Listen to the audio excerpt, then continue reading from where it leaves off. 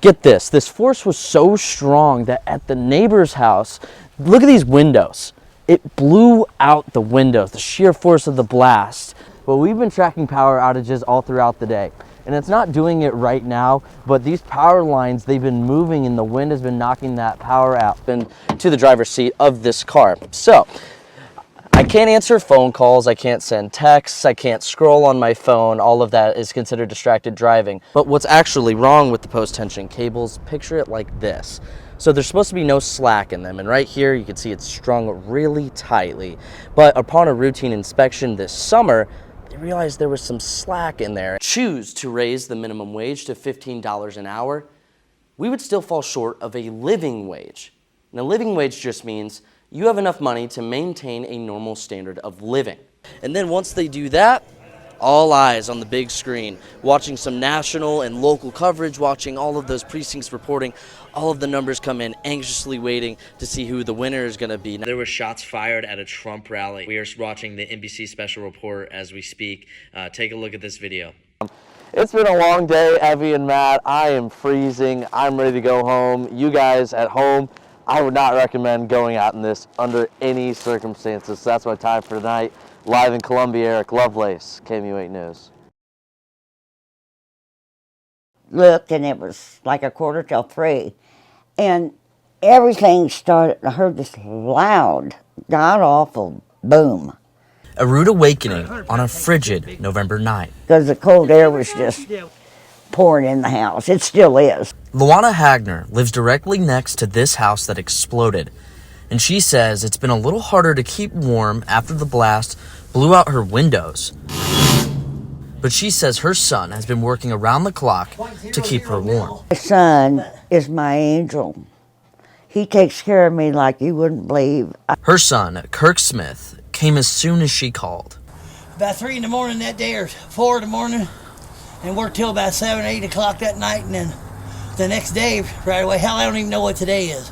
And Hagner says even though she lost some of her collectibles, she's just glad her neighbors made it out of the blast. At least he's alive, and that's the most important thing. And while it was a close call for Hagner, a little bit of humor is keeping her spirits high. You know, I'm pretty darn strong for an 80-year-old broad. You seem sure like it. Have you called? And for her son, the hard labor isn't so hard for someone he loves so much. She's the best woman in the world. You can ask anybody. They'll all agree with me. Ameren is a company that just eats off its people, and then it just keeps on. And when there's an opportunity to eat more, they do it. That seems like a lot, you know. Times are tough. 2 reactions to Ameren's proposed rate hike, and if passed, will cost you more at the flip of a light switch. We're having a hard time. We're having a hard time paying our bills. Chad Langle was at the meeting, and he's married and a father of 2. And he says passing this increase will make the already hard choices even harder. We've already been making some hard choices for quite a while. The rate increase would be about $210 more per year, but switching services isn't an option. That we don't have any other competition or other choices to pick from. Warren Wood is Ameren, Missouri's Vice President of Regulatory and Legislative Affairs, and he says the cost is due to service expansion. We're also bringing in some new energy services, some new energy projects that are generating electricity for customers. Put that together ends up bringing up some cost of service. But disconnections have also risen sharply for Ameren's customers in Missouri in recent years. In 2024, from March to November, just over 90,000 customers experienced disconnections. I then asked Woods, why raise rates when people are struggling? Yeah, we're seeing increases in cost everywhere, all the different electricity, a lot of different inflation impacts across the economy. That's where we focus on making sure we're investing wisely and then making sure we're reaching out and being available to customers. Do you think you're being available and affordable to customers by raising your rates? Yes, we are providing reliable service and we are keeping our rates low. Satisfied staff is going to outweigh the cost of having a higher wage. The current minimum wage in Missouri is $12.30 an hour. And if this proposition passes, the minimum wage would jump to $13.75 next year. Then it goes up by $1.25 an hour until it hits $15 in 2026. I think that everyone in Columbia and Missouri would benefit by raising it. Joe Chevalier is the owner of Yellow Dog Bookshop in Columbia, and he says the current minimum wage doesn't meet the demands of today's economy. I think the minimum wage is too low as it is.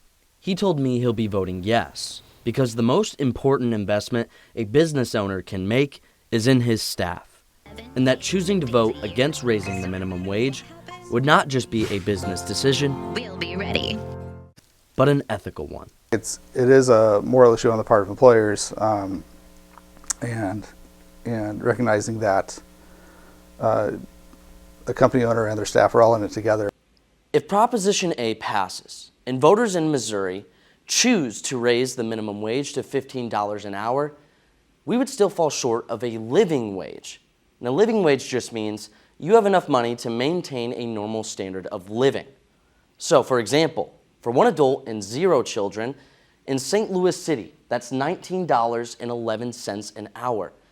And in Jackson County, which includes parts of Kansas City, that's $20.93 an hour.